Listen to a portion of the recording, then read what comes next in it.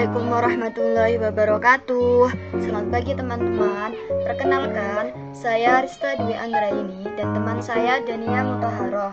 Di sini kami akan membahas atau menerangkan mengenai bab demokrasi, di mana di sini sudah tertera beberapa subbab, yakni yang pertama, pengertian dari demokrasi, yang kedua, sejarah demokrasi di dunia, yang ketiga, sejarah demokrasi yang ada di Indonesia, dan yang terakhir, persepsi dan pemikiran tentang demokrasi. Langsung saja, yang pertama kita akan membahas tentang pengertian demokrasi.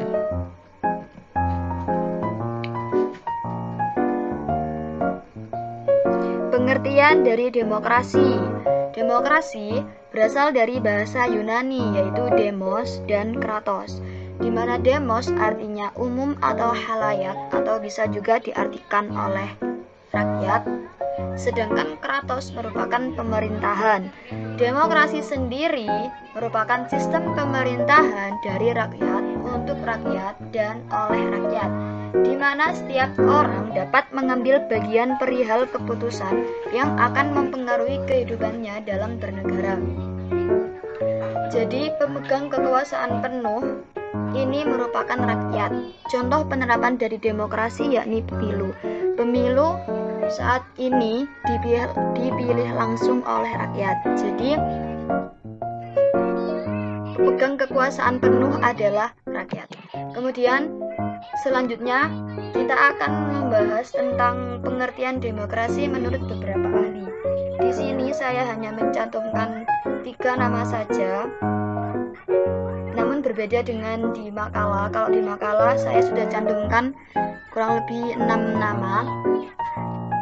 Saya tidak mencantumkan semuanya di sini karena di sini tidak muat. Jika teman-teman ingin membaca secara keseluruhan pengertian dari demokrasi menurut berbagai ahli, teman-teman bisa membuka makalah yang sudah saya kirim. Yang pertama, menurut C.F. Strong. C.F. Strong berpendapat bahwa demokrasi adalah sistem pemerintahan di mana mayoritas rakyat berusia dewasa turut serta dalam politik atas dasar sistem perwakilan yang kemudian menjamin pemerintahan mempertanggungjawabkan setiap tindakan dan keputusannya. Jadi di sini hanya rakyat yang berusia dewasa, namun itu tidak semuanya mengajukan persepsinya atau aspirasinya, namun melewati perwakilan, yakni satu orang mewakili beberapa orang atau mungkin semua orang. Kedua, menurut Montesquieu. Montesquieu berpendapat bahwa demokrasi adalah kekuasaan negara harus dibagi dan dilaksanakan oleh 3 lembaga atau institusi yang berbeda dan terpisah satu sama lainnya, yaitu legislatif atau badan yang membuat undang-undang, yang kedua eksekutif atau badan yang menjalankan undang-undang, dan yang ketiga yudikatif atau badan yang mengadili. Yang ketiga, menurut Aristoteles.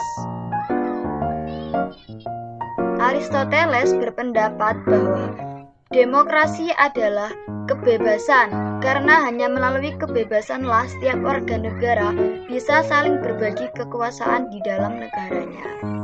Sejarah demokrasi di dunia. Gagasan demokrasi sebagai sistem pemerintahan berasal dari kebudayaan Yunani.